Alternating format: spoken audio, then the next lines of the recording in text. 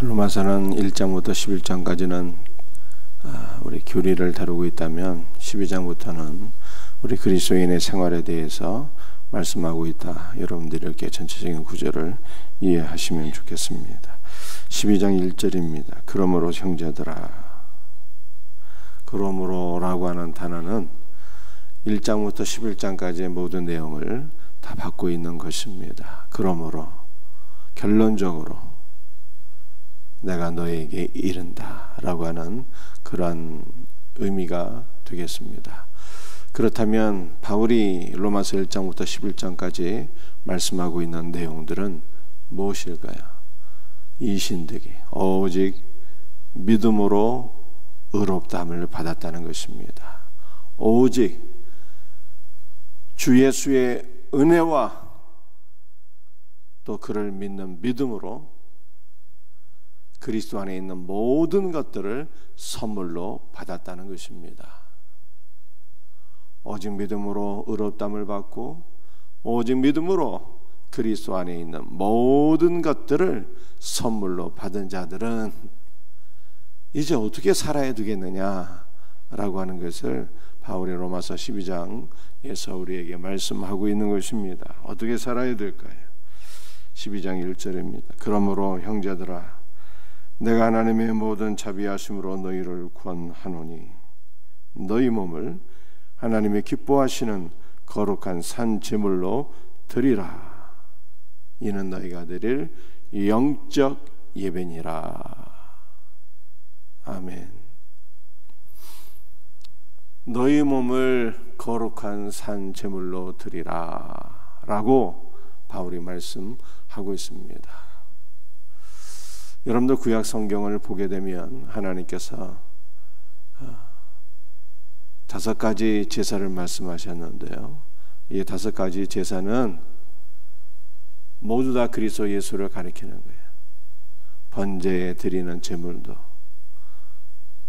화목제에 드리는 제물도, 속죄제와 속건제와 소제에 드리는 모든 제물도 다 그리스도를 가리키는 것입니다.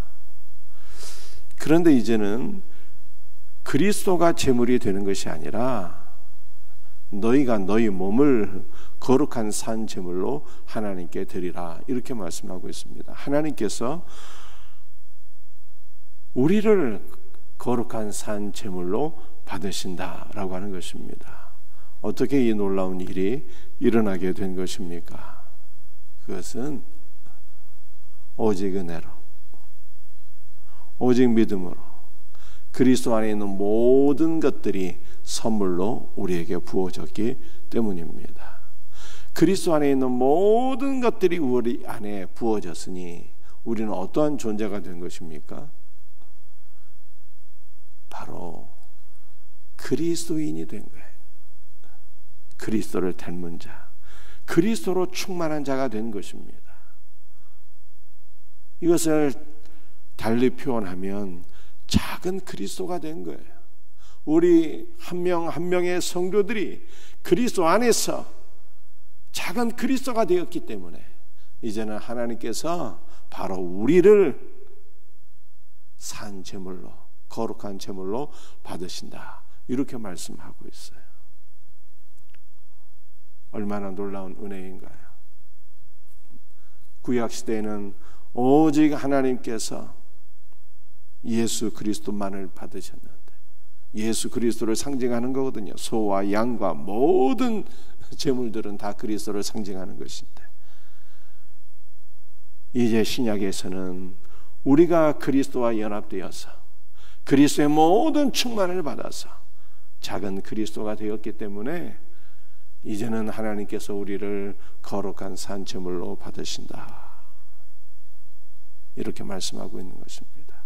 그런데 우리가 1절에서 한 가지 더 말씀드리면 하나님이 기뻐하시는 거룩한 산 제물이래요. 구약의 모든 제물은 제물이 되기 위해서는요 다 죽어야 됐습니다. 소도 도살을 당하고 양도 도살을 당하고 모든 제물들은 다 도살 이후에 하나님 앞에 그렇게 제물로 드려졌습니다. 이것은 그리스도의 죽음을 가리키는 거예요. 죽으신 그리스도께서 하나님 앞에 거룩한 제물로 드려졌고 그의 죽음으로 우리는 구원을 받았고 영원한 생명을 얻게 된 것입니다. 그런데 신약에 이르러서 우리 성도들은 죽은 제물이 아니라 산 제물로 하나님께 바쳐지는 것이라 이렇게 말씀하고 있어요. 구약에는 모든 제물은 다 죽어야 제물이 되는데 왜 우리는 살아야 제물이 되는 것입니까? 여기서 거룩한 산 제물, 살아있는 제물이라고 하는 것은 우리의 육신의 생명이 살아있는 것을 의미하는 것이 아니에요. 생명이신 그리스도 안에서 우리가 생명을 얻고 그리스도의 부활 생명이 우리에게 충만하여서 우리가 참 생명의 존재가 될 때 우리가 하나님 앞에 거룩하게 드려지는 제물이 된다라고 하는 것을 우리에게 보여주고 있는 것입니다. 그러므로 그리스도의 부활 생명이 없이는 산 제물이 될 수가 없는 거예요. 날마다 우리 자신을 그리스도 안에서 그리스도가 충만하되 그리스도의 영적 생명이 충만한 그러한 성도로서 자신을 하나님 앞에 드릴 수 있는 복된 은혜가 있기를 주 예수의 이름으로 축복합니다. 이것이 너희가 드릴 영적 예배라 그렇게 말씀하고 있습니다. 바울이 두 번째로 말씀하고 있는 것은 2절인데요. 너희는 이 세대를 본받지 말고 오직 마음을 새롭게 함으로 변화를 받아 하나님의 선하시고 기뻐하시고 온전하신 뜻이 무엇인지 분별하도록 하라. 바울이 2절에서는 하나님의 선하시고 기뻐하시고 온전하신 뜻이 무엇인지 분별해라. 결국 2절과 1절과 2절을 연결해서 생각해 보게 되면 하나님의 선하시고 기뻐하시고 온전하신 뜻이 무엇인가를 분별해서 그 하나님의 뜻을 온전하신 뜻을 이루기 위하여 너희의 몸을 하나님 앞에 거룩한 산 제물로 드리라 라고 하는 말씀이 되는 것입니다. 그렇다면 하나님의 선하시고 기뻐하시고 온전하신 뜻이 무엇일까요? 하나님의 뜻이 무엇입니까? 하나님의 뜻은 바로 5절에 나와 있는 거예요. 5절 말씀을 읽어보겠습니다. 이와 같이 우리 많은 사람이 그리스도 안에서 한 몸이 되어 서로 지체가 되었느니라. 그리스도 안에서 우리 모든 성도들이 한 몸으로 한 지체로 지어지는 것, 이것이 바로 하나님의 뜻이라는 거예요. 그러므로 어떤 분들은 신앙생활하면서 이렇게 생각하시는 분들이 있어요. 아, 내가 왜 꼭 교회 나가야 되지? 이 코로나 시대인데 코로나 종료된 것도 아닌데 특별히 지금은 코로나에 대해서 많은 분들이 그리 큰 위협감을 느끼지 않고 있지만 전에는 코로나 하면은 너무 무섭게 여겨서 사람들이 모이는 곳 장소를 기피하는 현상이 강했어요.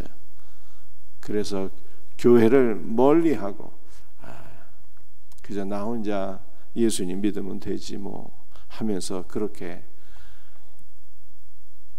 살던 분들이 많이 있었어요. 그런데 코로나를 떠나서 기본적으로 교회의 필요성을 잘못 느끼시는 분들이 있어요. 나 혼자 신앙생활에도 구원받는 것 아닌가? 나 마음으로만 예수님 믿으면 되지 뭐. 나 혼자 성경 읽고 기도하고 온라인 예배도 있잖아. 온라인 예배 드리면 되는 거 아닌가? 왜 굳이 많은 사람들이 모여있는 교회에 가서 내가 지지고 볶으면서 그렇게 힘들게 신앙생활을 해야 되나? 라고 생각하시는 분들이 적지 않아요. 그런데 그것은 너무나도 이기적이고 개인적인 생각이고 하나님의 뜻과는 거리가 먼 거예요. 하나님의 선하시고 기뻐하시고 온전하신 뜻이 무엇입니까? 우리 많은 사람들이, 그리스도 안에 있는 모든 성도들이 한 몸으로, 한 지체로 지어져 가는 거예요. 예수님께서 십자가를 지시기 위하여 예루살렘에 입성하실 때에 나귀와 나귀 새끼를 타고 입성하셨어요. 나귀는 고삐가 있는 다 큰 나귀를 가리키는 것이고, 멍에를 친 다 큰 나귀를 가리키는 것이고, 나귀 새끼는 이 멍에가 없는 어린 새끼를 가리키는 거예요.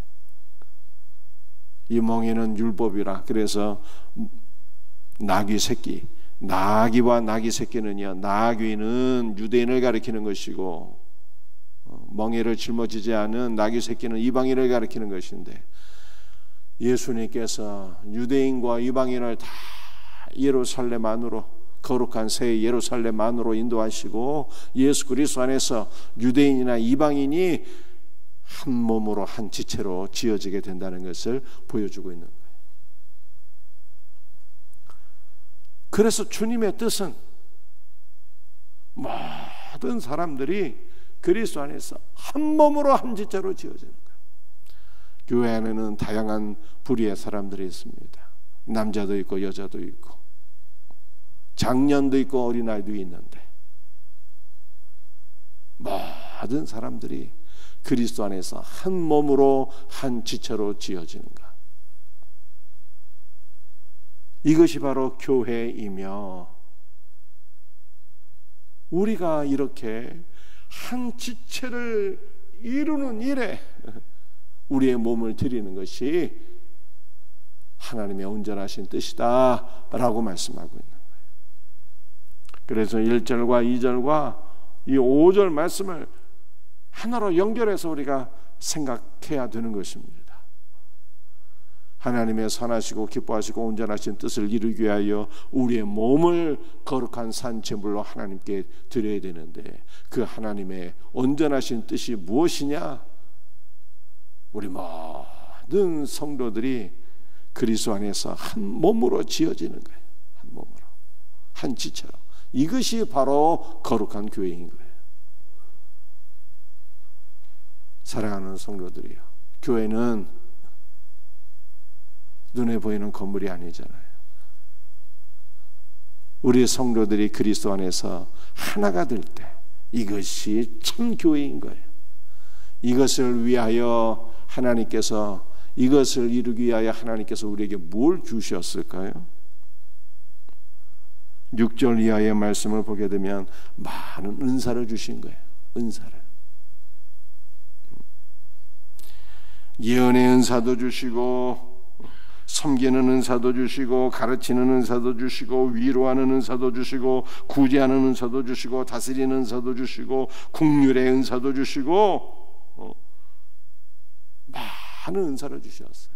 그리고 이 모든 것 위에 사랑을 더해 주셨는데, 이것은 바로 우리가 이러한 은사들로 서로를 섬김으로 말미암아 그리스도 안에서 한 지체를 이루라고 하는 하나님의 뜻인 것입니다. 사랑하는 성도들이요, 그러므로 우리는 교회 안에서 하나님이 주신 모든 것으로서 섬기는 자가 되어야 돼요.